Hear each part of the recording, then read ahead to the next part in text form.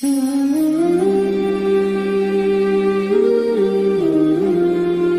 live a wonderful life and to live a happy life is جو بھی نیکی کریں اس کی اجر کی امید صرف اللہ سے رکھیں.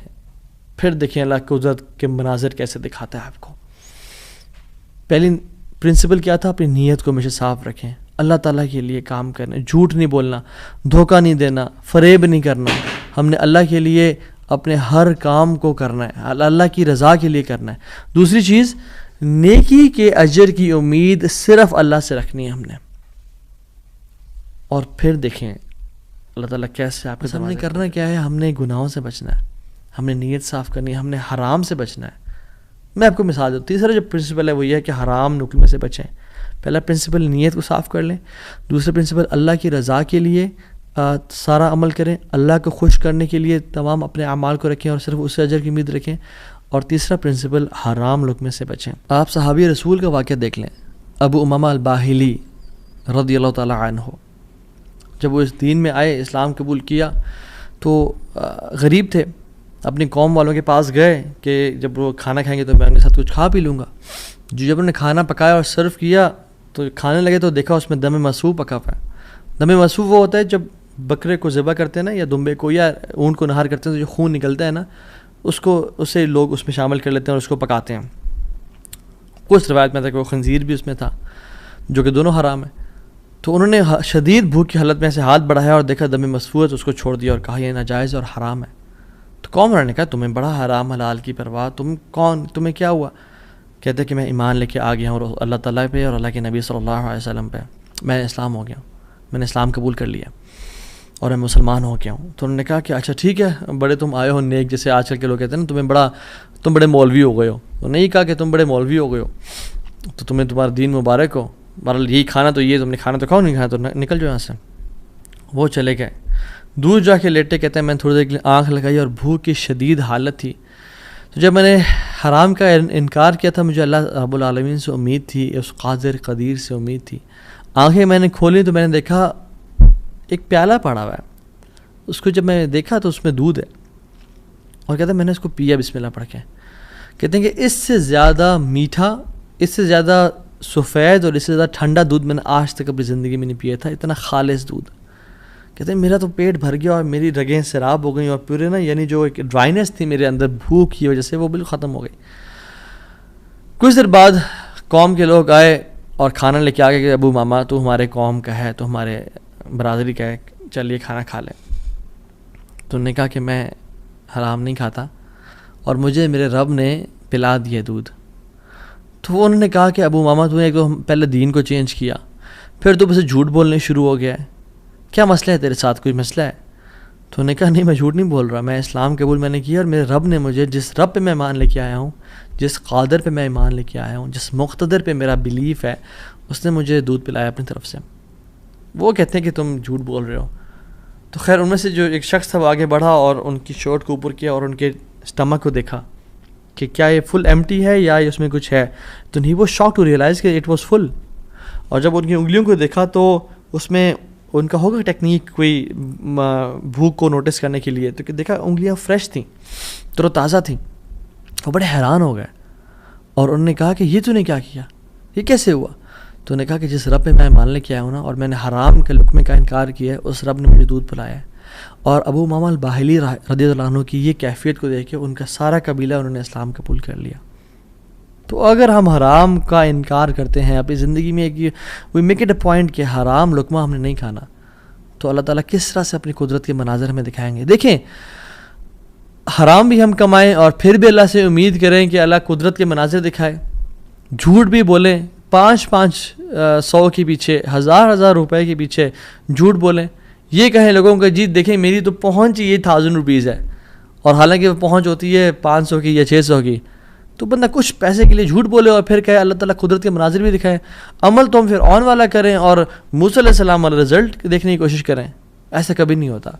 ہمیں اگر اللہ تعالیٰ کی قدرت کے مناظر اپنی زندگی میں دیکھنے ہیں نا, اور ہم چاہتے ہیں کہ اللہ تعالیٰ ڈائریکٹ انٹرفیئر کریں اور ہماری زندگی کو آسان کریں, تو ہم نے حرام لقمے سے دور رہنا ہے. کہہ دیں لوگوں کو کہ نہیں کریں گے ہم بینک کی جاب, نہیں کھائیں گے ہم سود, نہیں بولیں گے ہم جھوٹ. ہاں بھوکے مر جائیں گے لیکن ہم گناہ نہیں کریں گے, ہم جھوٹ, ہم حرام اکما نہیں کھائیں گے. 8,000 پہ گزارا کر لیں گے, 15-20,000 پہ گزارا کر لیں گے, جتنی تنخواہ ہے اس پہ گزارا کرنا سیکھیں, لیکن حرام نہیں کھائیں گے. اور پھر دیکھیں اللہ تعالیٰ کس طرح سے آپ کے رزق میں, آپ کے گھر میں, آپ کے اہل و عیال میں, آپ کی زندگی میں برکتیں لے کے آتے ہیں اور مشکل سے آپ کو نکالتا ہے. ایک اور واقعہ بڑا فیمس, اور اکثر لوگ چاہتے ہیں کہ ریفرنس بھی دیا جائے, تو کتاب الزہد کا ہے, عبداللہ بن مبارک رحمہ اللہ کی کتاب ہے, اور حلیۃ الاولیاء کتابیں بھی ہے, ابو نعیم الاصفہانی رحمہ اللہ کی کتاب ہے, اور سیر اعلام النبلاء میں بھی ہے, امام ذہبی کی کتاب ہے. ان تینوں کتب میں یہ واقعہ مینشنڈ ہے کہ حضرت صلہ رحمہ اللہ, ان کا واقعہ ہے کہ وہ سفر کر رہے تھے, اور سفر کرتے کرتے صحرا میں سفر تھا, تو انہوں نے جو راشن رکھا تھا وہ آہستہ آہستہ ڈپلیٹ ہو کے تو کم ہوتا گیا, حتیٰ کہ بالکل ختم ہو گیا. تو انہوں نے سوچا کہ میں کسی سے مدد لے لوں گا, کسی سے لے لوں گا. تو جب وہ آگے پہنچے تو دیکھا ایک شخص تھا, اس کے پاس یعنی کافی سے راشن تھا. تو انہوں نے کہا کہ مجھے کچھ دے دو. اس نے وہ کھانا سرو کیا اور دیا. تو اس کا جو بیسکلی روٹی تھی, یا جو ایک پراٹھا ٹائپ کا تھا, اس کو پگ فیٹ سے پکایا ہوا تھا. اس پہ جو ایک جو بیسکلی جو فیٹ تھا وہ پگ کا تھا. جب ان کو پتہ چلا کہ یہ اس میں سور کی چربی کا استعمال کیا گیا جو حرام ہے, تو انہوں نے اس کا انکار کر دیا. آگے گئے, ایک اور شخص ملا, وہ بڑا کمزور اور ویک سا تھا, اور تھوڑا سا اس کے پاس مال تھا. تو انہوں نے کہا میں کھا لوں اسے.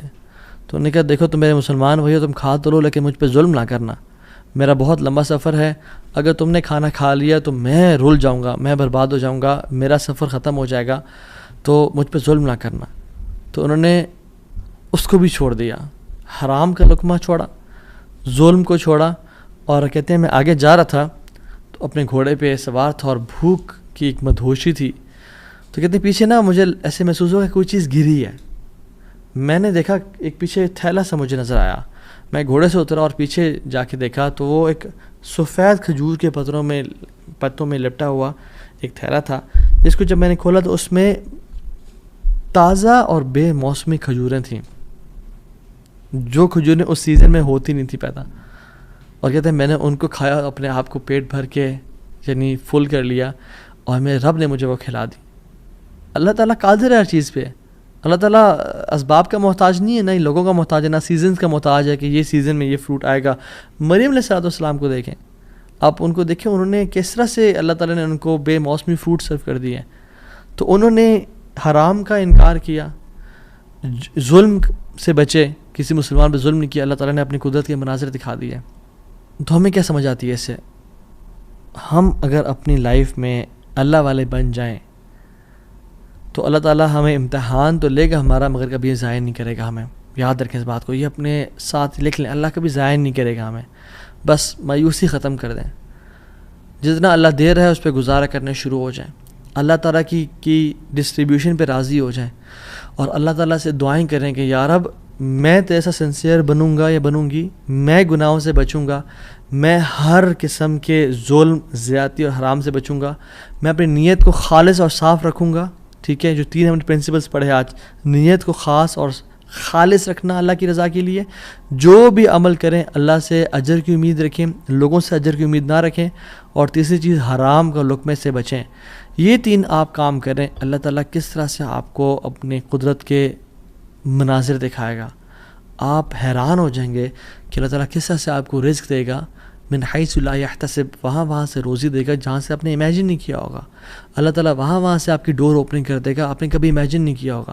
بس کرنے کی دیر یہ ہے, تھوڑا سا نا رک جایا کریں, تھوڑا سا صبر کر لیا کریں, تھوڑا سا جلد بازی نہ کیا کریں, فوراً سے تھوڑا سا رک جایا کریں. اگر گناہ ہے نا اور سمجھ رہے کہ ظلم ہے, تھوڑا ویٹ کر لیا کریں, اللہ تعالیٰ وہ ٹیسٹ کر رہا ہوتا ہے. تھوڑا انتظار کر لیں, اور پھر کچھ دنوں بعد یا کچھ مہینوں بعد دیکھیں اللہ تعالیٰ کس طرح سے آپ کو نواز دے گا. جیسے قاضی ابو بکر رحمہ اللہ کے ہم نے قصے کو پڑھا, انہوں نے اس 500 دینار کا یعنی انکار کیا, انہوں نے کہا میں ڈیزرو نہیں کرتا, یہ تھوڑا سا ویٹ کر لیا, اللہ تعالیٰ نے کس طرح سے ان کے راستے کھول دیے. اور آپ باقی بھی اپنے واقعات سنیں کہ اگر ہم تھوڑا سا ویٹ کر لیں, اللہ ٹیسٹ کرتا ہے انسان کو کہ یہ ابھی اجرت اختیار کرتا ہے, ارجنسی میں اس چیز کو لے لیتا ہے اور حرام کما لیتا ہے, فوراً سے ایزینس کو پسند کرتا ہے, یا میری رضا کے لیے تھوڑی سی انکمفرٹیبلٹی کو پسند کرتا ہے, اور پھر میں اس کی لائف کو آئندہ آنے والے دنوں میں کمفرٹیبل بنا دوں گا. So decide for yourself right now. اور میری اللہ تعالیٰ سے دعا ہے کہ یا اللہ تو قادر ہے، تو قدیر ہے، تو مقتدر ہے، تو ہر چیز پر نہایت غالب ہے، تو ہم میں سے جس کی پریشانیاں ان کی پریشانیوں کو آسانیوں میں بدل دے، جو دکھی ہیں، اداس ہیں، انزائٹی ڈپریشن میں ہیں، ان کی انزائٹی ڈپریشن کو خوشیوں میں بدل دے، اور ہر قسم کی مصیبت کو ہم سے دور لے جا، اور ہر قسم کی آسانی اور اپنی رحمت کو ہمارے بس میں لکھتے، ہماری قسمت میں لکھتے، ہمیں اپنے اوپر ایمان، کامل ایمان لانے کی توفیق عطا فرما، اور ہمیں ہر گناہ سے، ہر بدنیتی سے، ہر قسم کے ظلم اور زیادتی سے بچا لے، حرام کے لقمے سے یا اللہ ہمیں اور ہمارے اولاد کو بچا لے، اور پھر دیکھیں انشاءاللہ اللہ تعالیٰ کس طرح سے بہترین مدد کرتا ہے، وحسن اولئک رفیقا، اور پھر اللہ ہمیں ایسے لوگوں میں سے شامل کر لے گا کہ جو نبیین ہیں، صدیقین ہیں، شہداء ہیں، صالحین ہیں، اللہ اپنے قریبی لوگوں میں سے ہمیں شامل کر لے گا انشاءاللہ تعالیٰ۔